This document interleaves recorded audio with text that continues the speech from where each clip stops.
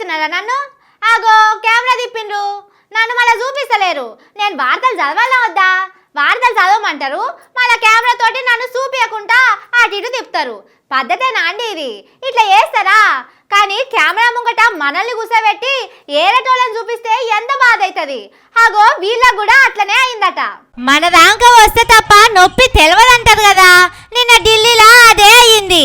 Parliament మీటింగ్లు అవుతున్నాయి కదా, అందులో ఇదే కథ అయింది. కాంగ్రెస్ పెద్ద లీడరు రాహుల్ గాంధీ సార్ ఉన్నాడు కదా, ఆయన మాట్లాడుతుంటే కెమెరాలో చూపించలేదట. అగో నేను మాట్లాడుతుంటే మిమ్మల్ని చూపిస్తున్నారని స్పీకర్ సార్తోనే అన్నాడు. అయినా వెనకపోయే వరకు ఇగో ఇట్లా శంకరుని ఫోటో పట్టుకొచ్చి ముంగట పెట్టిండు.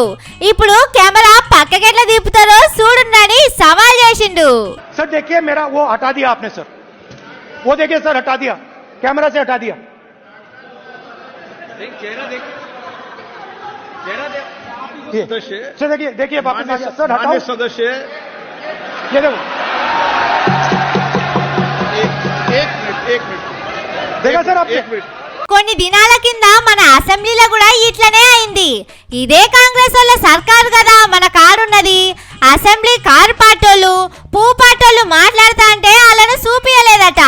జరసేపు చూపెట్టి మొత్తం స్పీకర్ సార్నే చూపించిందట.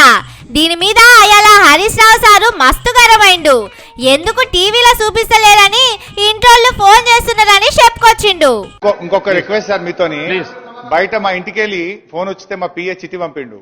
నేను మాట్లాడుతుంటే కెమెరా నాకు చూపిస్తలేరట, అటు మీకు చూపిస్తురట, అటు చూపిస్తురట. ఓన్లీ నా గొంతు మాత్రమే వినబడుతుందట. జర కెమెరా మాది కూడా చూపించండి సార్.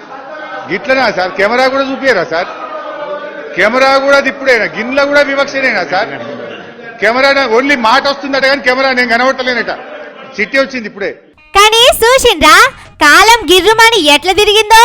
తెలంగాణ అసెంబ్లీలో కాంగ్రెస్ వాళ్ళు ఏం చేసిండ్రో పార్లమెంటులో వాళ్ళకు అదే ఎదురొచ్చింది. మమ్మల్ని చూపిండ్రని బతిలాడుకునే కాడికి వచ్చింది. కెమెరాలో కనిపించడానికి దేవుని పోటువా అడ్డం పెట్టుకోవాల్సి వచ్చింది. ఒకలకు షెడ్ చేయకు, నీకు అదే ఎదురొస్తుందని పెద్దోళ్ళు అందుకే చెప్తారు కావచ్చు.